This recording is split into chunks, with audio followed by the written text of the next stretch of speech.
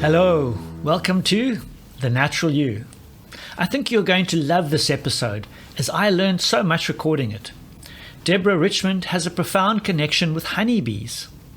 Far from her previous city life, she now lives in rural Portugal, where she's learning from nature on how to regenerate the land, with, of course, help from her bees. Hello, Natural You listeners. This is your host, Tim Wood, and today I have the lovely Deborah Richmond with me.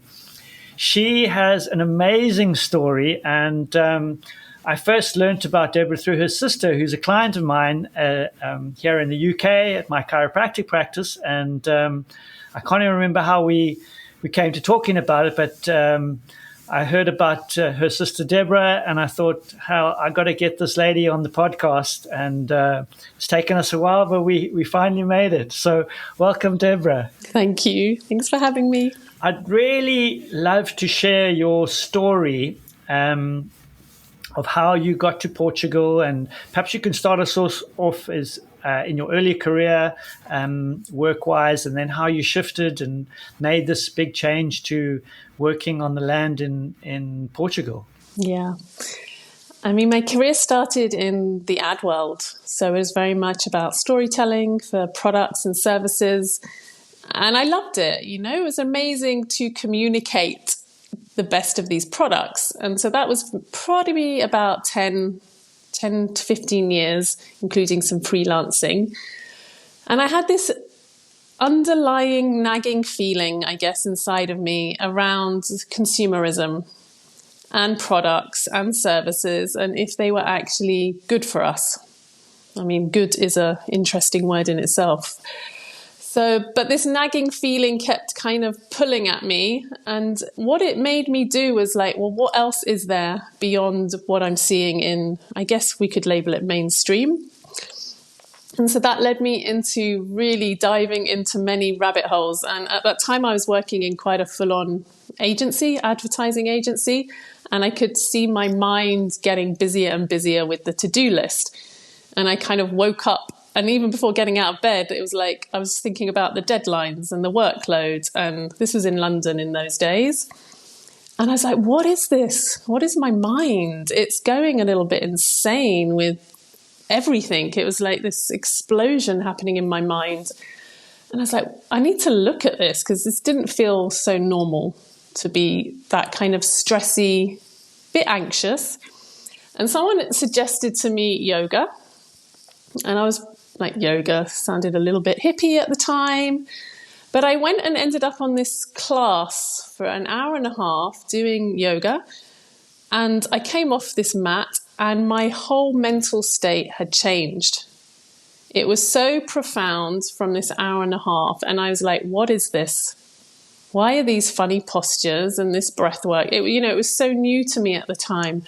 And yet something caught me that I just became so intrigued why something so random at that point would alter my whole mental perception. So that was the rabbit hole into exploring yoga, meditation. And there was a bit of a rabbit hole because it ended in shamanism, constellation work. It's like I had this incessant appetite to understand something else. Like, maybe who am I? Who am I? What is this? And what is the mind? And that was a process probably of 15 years, a lot of experimentation, inquiring into alternative health. And I guess through that process, the more and more that I became connected to myself, the more I always loved nature, but then I had this fascination with nature, especially through, I guess, the shamanic indigenous trainings, where they look at health and life in a completely different way to what I'd learned as a child. And so then it was about 7 years ago we bought this land. I thought I need to do something for nature. At that time, bit ego-led, I have to admit. I need to do something for nature is quite... So it's you helping nature, because nature needs lots of help. Exactly. So I thought, and I was watching all that was happening around us, and a friend then said, there's this land in Portugal. And at that time, I didn't think I'd live in Portugal. It was like, okay, maybe I can do my little bit. It was an extreme pine monoculture, very degraded land. And I was at that time also into honeybee conservation, where honeybees are let to be themselves, as opposed to our manipulation of them in many different ways. So then my intention was, I'm going to reforest this land. I'm going to have lots of bees who are going to be left alone, and I'm going to fix stuff. And I think the journey has basically taught me that it always pointed back to me, like nature knows what to do. It completely transforms itself. And I'm obviously a space holder for the process, and I can add in beauty to nature as it does itself. Nature is just nature. And it's been years of learning. There's a lovely saying, nature needs no help, just no interference. And I've really seen that through the monoculture. Like there's what came back when we started to shift and remove some of the monoculture, the seed bank within the land. Yeah. Once the sun hits the soil, you have oaks, you have chestnut, you have alder, you have elder. Just self-seeded. Yeah. And those pines had been there for what, 20 years? Probably at least 40. This land was abandoned for 40 years. And the thing with pine, they just keep coming. They propagate like at an insane rate. So they'll just keep taking up the light. And so those seeds stayed viable all that time? Well, yeah, I don't even know what to say. You'd have to talk to biologists, but they say they stay in for like 2,000 years. I don't know, wow. But something in them stays in the soil. Wow, that is cool. And I guess all those layers of pine needles and stuff had kind of layered on top of them and protected them. Because whenever I walk in a pine forest, like you say, it's sterile. You never even see, even though there might, you don't see any squirrels. It's dead. Yeah. And especially if it hasn't been, even in the kind of ones they look after, they always clear the brush out. But in those, if they haven't been looked after, it just collects all that dead wood underneath, doesn't it? And it's like a huge fire risk. I know in Portugal that's a big issue. It's a big issue with also the eucalyptus monocultures as well. And if you walk through any monoculture, the life underneath is virtually next to nothing. It's this monoculture that's predominant. So I'm very curious. You mentioned bees there, and I also had a quick look on your website, and you were talking about bees. Tell us a little bit about your journey into beekeeping and how that came along, and the fascination with bees and where that's taken you. Mm-hmm. I remember being stung as a child, and it's a very vivid memory. And then through the shamanism and the indigenous training, the honeybee is revered and honoured and a keystone species to teach us. And so in the shamanic training, I had a very strong connection and love of the honeybee. And the whole training was that the workings of the honeybee are also an insight into the workings of our own body and how we can be effective and more efficient by using them as a teacher. So it was very much a shamanic-led way in that led to other things in terms of conservation work and different types of hives. And also there's a massive movement across the world now about trees, bees going back to the trees because that's their natural habitat, but we've put them into the boxes and with the frames, and we tell them how to build their comb. And so then there's that kind of conservation side, but then there's the teachings of them to understand who we are. Wow. And so how did you learn about the beekeeping, and are there different kind of schools of, sounds like different schools of thought. So you've got the sort of box, make honey for humans. Mm-hmm. And then you've got more naturally orientated, well, we want bees, pollinators, do their own thing in nature. Do you still harvest the honey from those bees, or are they just left? Honey is for bees and not for humans? Well, for here on the land, that we just create the habitat for them because a lot of their habitat, the older trees have gone. So my intention is just to give them the habitat so that they can be themselves. So I personally don't harvest anything from the hives. So there's a whole scale depending on where you're drawn to as a honeybee person. Like you say, the conservation, just letting them go in the trees, to the other way. And I think everyone has to find their own way with the honeybee. So I don't say anything's right or wrong. We're all learning. And personally, I mean, if you spend time sitting by a hive, they'll start to teach you. So, and that's an individual journey. And what I've noticed from my own exploration, there's something different for me energetically when the bees are in the trees. There's like a coexistence and a greater power in who they are when they're in their natural habitat. But I think like the science, there's a lot more scientists doing way more research now on bees in trees. And so it's allowing more conversations to bridge the gap between the commercial beekeeping world, the natural beekeeping world. And like we have to learn together. How do we support our health, which is ultimately what we're talking about? The bees have been here for millions of years. How do we support our health in connection with the honeybee so that we can all thrive?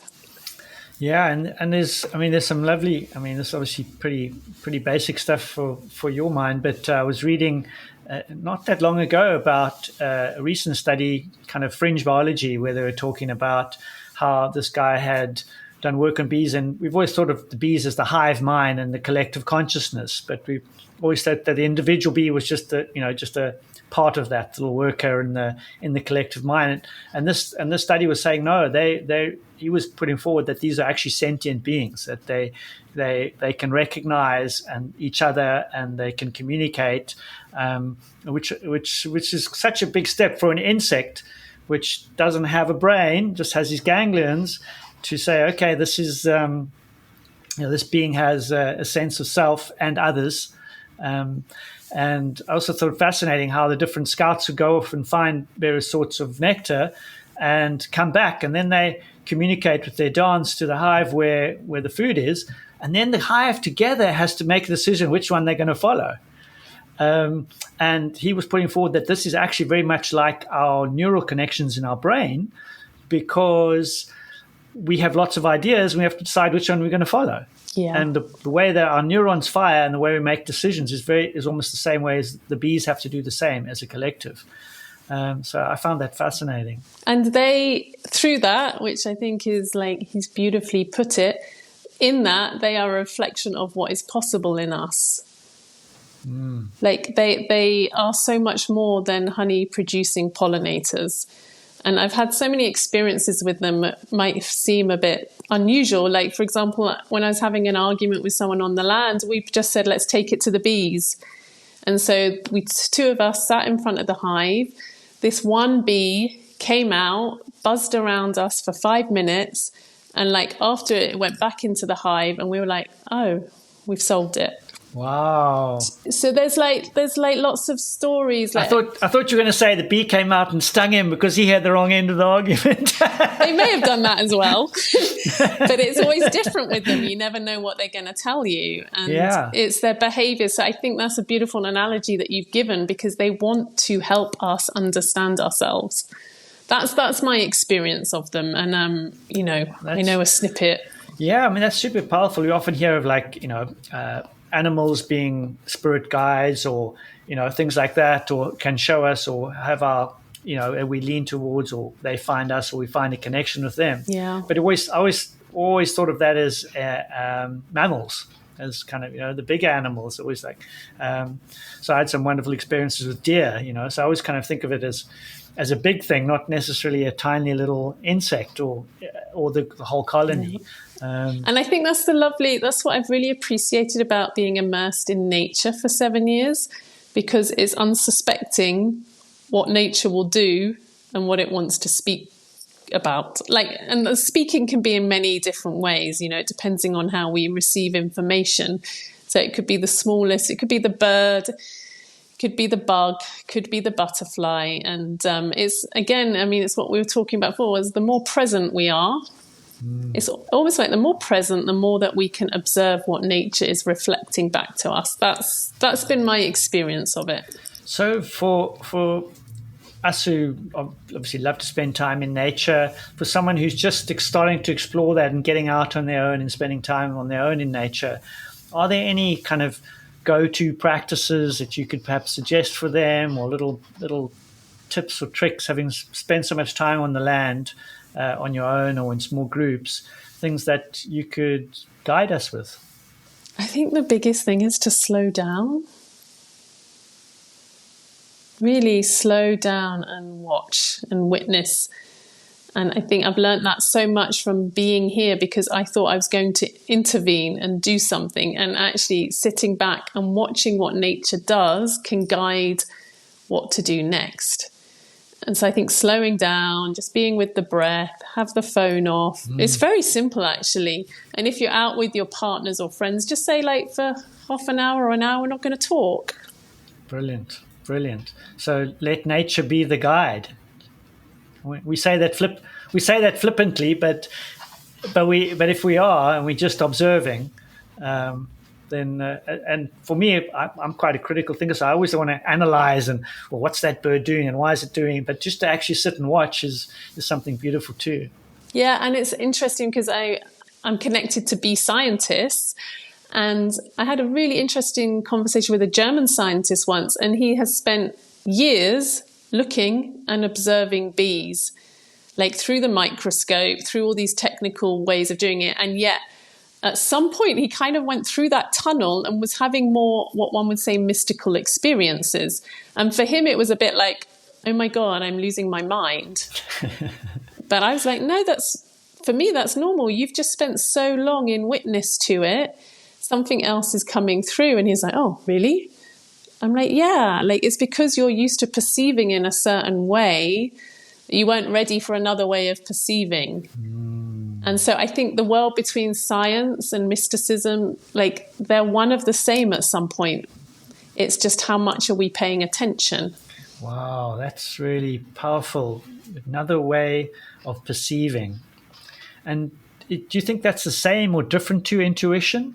I think we know when we know. I think they're all words for different ways of perceiving, but we're all individuals. So my way of perceiving will be different to your way, to somebody else's way. Nature will want to speak to us differently depending who we are. So ultimately those words, I think, all come, you just feel it. And you just feel it. You're like, something feels different in this connection right now. What that is in terms of a word, I'm never sure anymore. No, I think you're right. Words don't always do that. But I think if I can pull out the two things, there's another way of perceiving and something feels different. So then maybe that's what people can do, is like just sit, when we're out and sitting there, is like, just, what do we feel? Do we feel anything? Something feels different. Yeah. Does something feel different, or...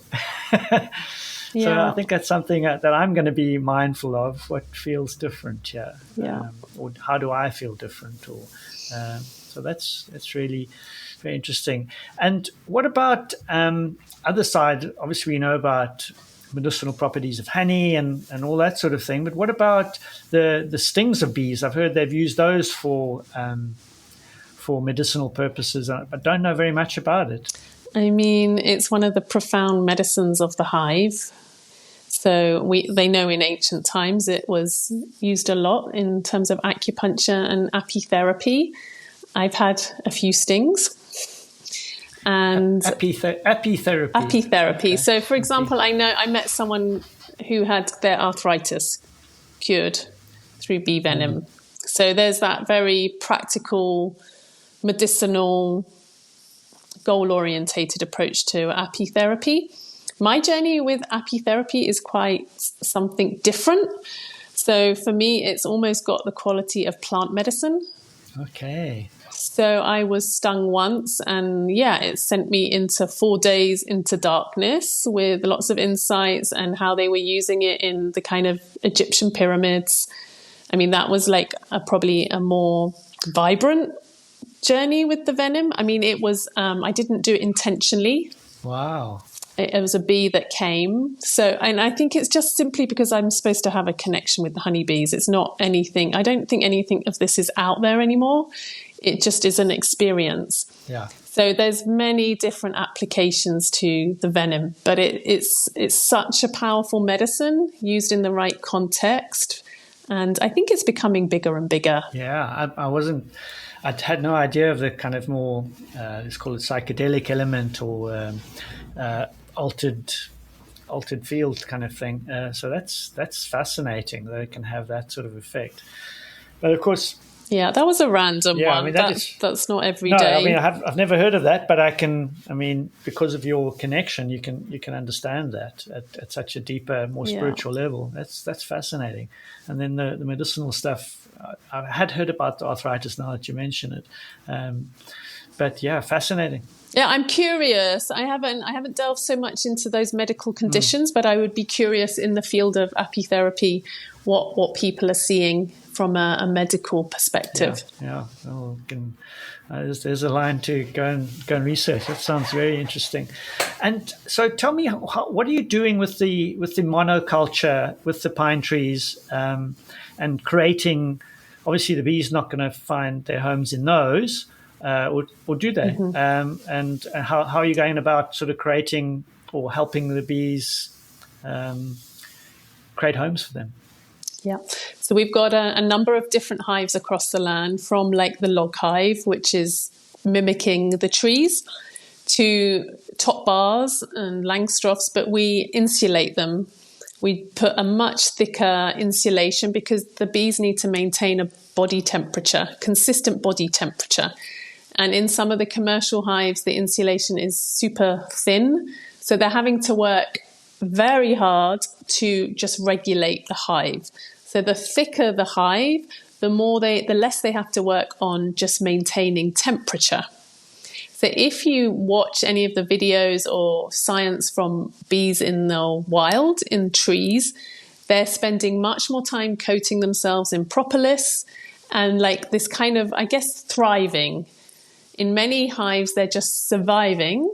So how do we get them into a home and habitat where they can thrive, where the old trees have gone? So around the land, we've got different types of hives, and also for our own learning. How are they in this type of hive? How are they in that type of hive? So they're dotted around. There's the 10 hectares. So do you take a log and then hollow it out in a certain way? Or you mentioned 3 different names, top something. And yeah, so maybe you could describe those to us? Mm-hmm. So the log hive is basically a carved out tree. So you hollow it out. So it's about 5 centimeters thick. It looks kind of like a section of a tree.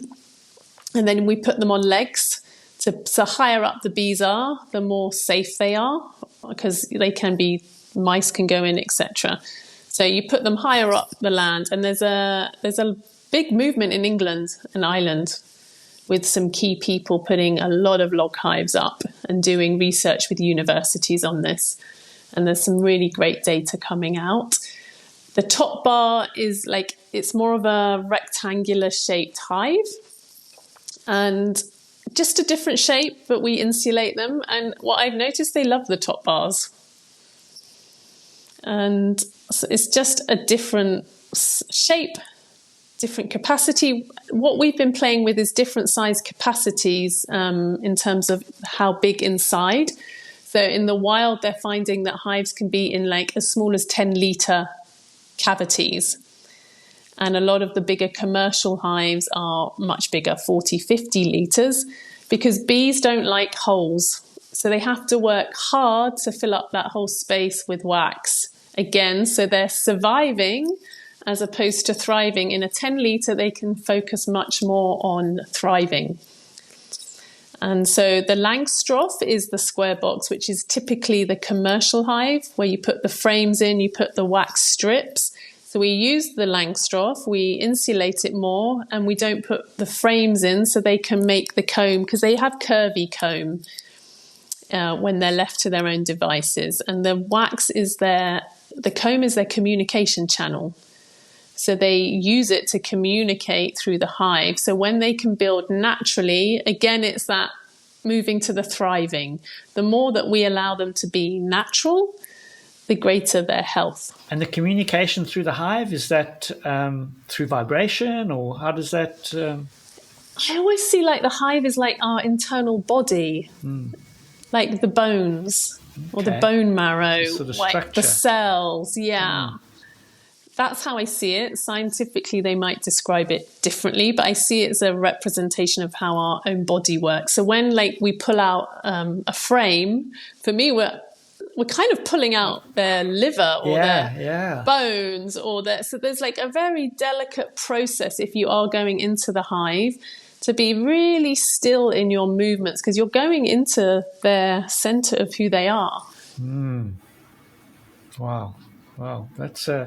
It's amazing that they're trying all these different things and seeing which ones work, and maybe different regions and different areas of the world they do differently. And are these the African honeybees, or these native bees, or? These are native bees to Portugal. So across the globe, again, there's so many different subspecies and different ways of behaving. And this is what I like about the bee movement at the moment. There's a lot more discussions. And my hope is that the commercial and the natural beekeepers, everybody talks together. So there is a conference in California next year called Learning from the Bees, and it's the third of them. And for me, the hope is more and more that the conversations are connected. No one's doing right or wrong. Yeah. We're figuring it out together, but we learn from each other in order that it's good for us. And I think that leads really nicely into, well, I hope it leads nicely into, you do a thing called constellation therapy, I think it's called, or constellation work. Yeah. And the way that you talk about no one's right, no one's wrong, and we all can learn from each other, are those concepts that come through that as well, or are those interconnected?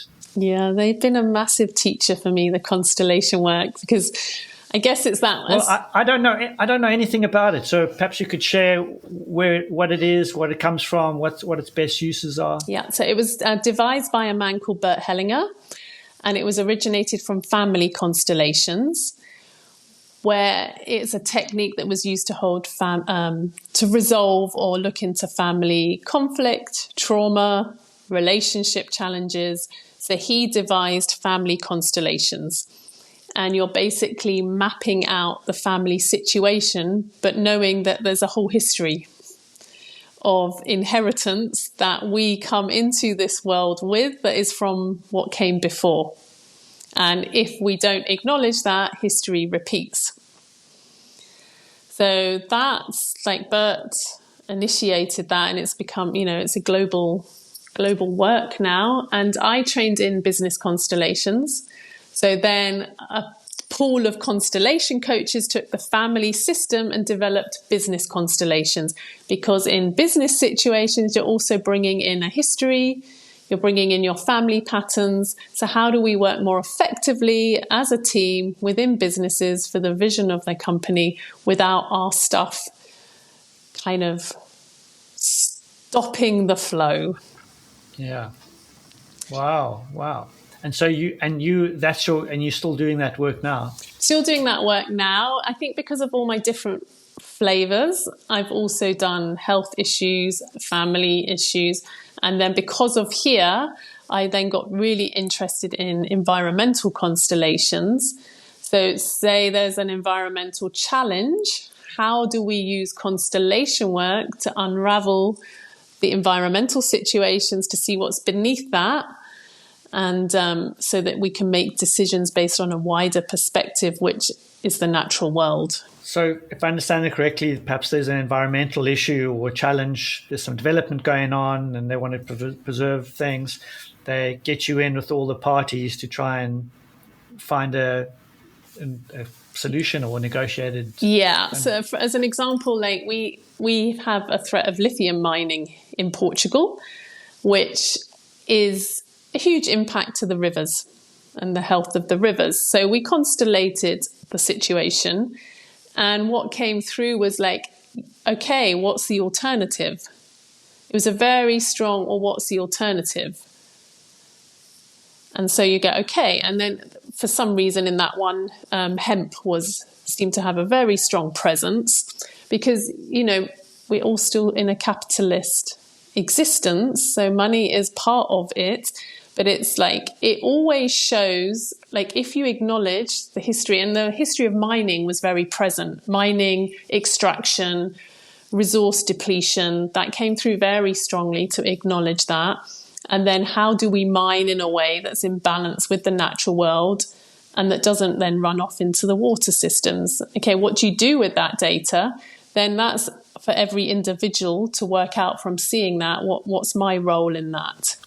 Wow. So it's almost like shining a light on what's one's person to do and how do we work as a collective or group in that situation. Wow. And do you take people from different sides, or is it all kind of one concerned group saying, okay, we don't want this stuff in our water, or do you get people from mining in as well? In that one, I didn't, but I think the more that you can get a cross section of society, which, that's not always as easy, I think the better. I think the constellation work has really taught me about non-judgment. We're all in this together. We're all facing these challenges. And if I don't point the finger, like, how do we move through this as best as we can when we're all just learning? Yeah, that's really interesting. We had a guy on earlier who works in fisheries, and they were having, kind of depleting the seas, and he works with seabirds and fishing quotas and things like that, and similar kind of theme, but not as kind of focused as yours. But he's dealing at an international level with UN and all these sort of things, trying to protect seabirds and stop the fishes being depleted. It's interesting, and the no finger pointing there. I mean, that seems like relevant to all of us in all our lives, right? It's so, because we all want to be right. Well, at least I do. Yeah. Most of the time, I want to be right, and no one really wants to be wrong. And if we can work to not have to be right all the time, or have both people right, or how do you see that, or how can we move towards that in ourselves? Just as you're speaking, I just got the word history in my mind, because it depends on what point in history we're looking at the problem. And that will govern a certain perception. So are we going 10 years back, 50 years back, 100 years back, 1,000 years back, 10,000? So, I don't think we're ever going to, each individual, see the same way. But through sharing our experiences and being in the unknown, we've got a chance of something fresh coming through that. As soon as someone says, I know, it's like there's a shutdown. If we all stay curious with a certain problem or situation we're in, and we're open for new information coming, I think that's the greatest thing we can do, whether it's in our friendships, individuals, in groups, in problems that this planet is facing. We don't know. But when we come together with curiosity, something will come. I'm going to see it in the constellation work. I never know what's going to happen. That must be the fun part, right? I remember once I did one. I sometimes say that to clients. I go, I know. That's the amazing part. Your low back's probably going to get better, right? I've been doing this long enough to know that that's probably going to get better. But what else is going to change? Yeah. So that's the exciting thing for me now. And for you, coming in I just know something's going to happen. I don't know what it is. Completely. And I love that. I've come to really love the unknown. And I think the land's taught me that a lot, whether it's a fire that might come through my land, the water situation. It's a different ball game when you're facing nature. Because who am I against a wildfire? And what when you were talking about be open to new information and being curious, these are the same things that scientists have, but it's somehow scientific information has been presented as not that. No, this is the answer. This is how it is.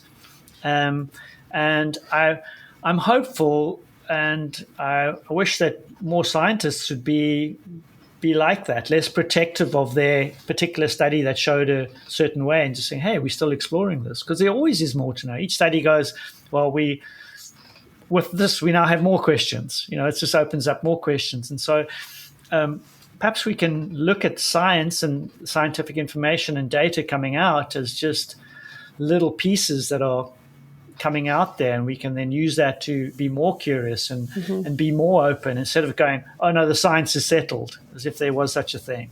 Yeah, it's more like a snapshot of the now for which to dive off from. Oh, I like that. All right. Yeah, and then you also have the quantum physics? I'm influencing it by how I perceive. Yeah. That's also a massive one for me. Huge, yeah.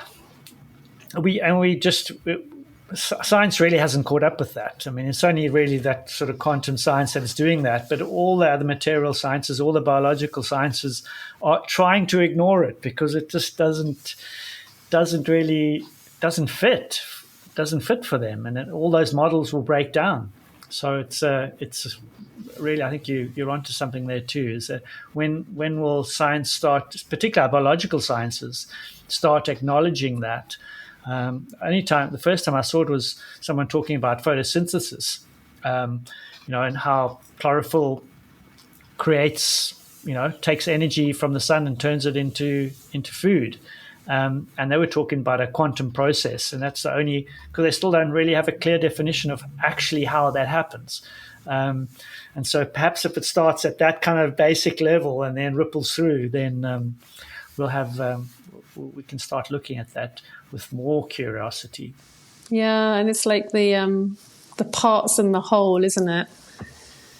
When you're speaking, we've separated out. Now, how do we consolidate it all back into a whole, knowing that there is parts? And that's I've chatted about that before with other guests. Is that reductionist viewpoint, which can only produce parts, and even when you take those parts, it can't look at the whole. So our current methodology cannot explore holism, and so we have to look at holistic ways, develop new holistic ways of looking at the whole, and perhaps we could learn from constellation, because it looks like it takes lots of the factors and sees how they work together, rather than going, oh, this one part, let's see what they say, and then put it with something else. It's done all together. Well, it sounds like it. Yeah, and that's what I like about it. It gets to the nitty-gritty on one aspect, and then it goes as far out as possible, depending on who's in the room. So it kind of does both, and then it's like, okay, in that nitty-gritty analysis and that big far out picture, what's at the center in relation to the current situation that's being constellated? Yeah, I think I'm wondering, it sounds like there are some lessons that we could be taking into so many areas, just in the scientific field, that kind of approach. I think that definitely seems like a way to look at it, and using concepts from that to expand on our current model. Yeah, and it makes me think of your work with the body. Huge. Yeah, I mean, it just, as you say, everything is so complicated and so intertwined, and to take out one piece and just look at that doesn't, and then try and fit it back together doesn't always work. So, yeah, absolutely. Wow, Deborah, this has been just an amazing chat, and very interesting, and I'm sure lots of us are going to have even more questions. I'm going to share Deborah's information on the show notes, and she's got a lovely website that explains more of her stuff. How do you do the name of your property? It's Quinta das Abelhas, so that's Portuguese for bee farm. Okay, I'll put a link to that in too, and some of her constellation work, because I think that would be very useful for families and for businesses that can benefit from that. So we'll put that in there too. Brilliant. Thank you so much, Deborah. It's been amazing. And do you run any events or have anything coming up at your place? Yeah, I've got a series of constellation workshops here on the land and also online. So that's all on the website if anyone wants to take a look. Brilliant. Well, thank you so much for your time again, and it's been an absolute pleasure. Thanks for having me. Take care. I hope you found that as fascinating as I did, learning about apitherapy and how products made by honeybees can be used for medicinal purposes. Constellation therapy for families, businesses and community projects, and how a deep connection to nature can lead us into other ways of perceiving. And then learning to appreciate when something feels different. It'll really mean a lot to us if you leave a comment. I'd also love to share stories like Deborah's with a wider audience. To do that, I need you to help me. Nudge those algorithms just in the right direction by giving The Natural You 5 stars and leaving a review on whatever platform you're using. Thank you so much. Until next time, Let's be a little bit more like Deborah and stay curious.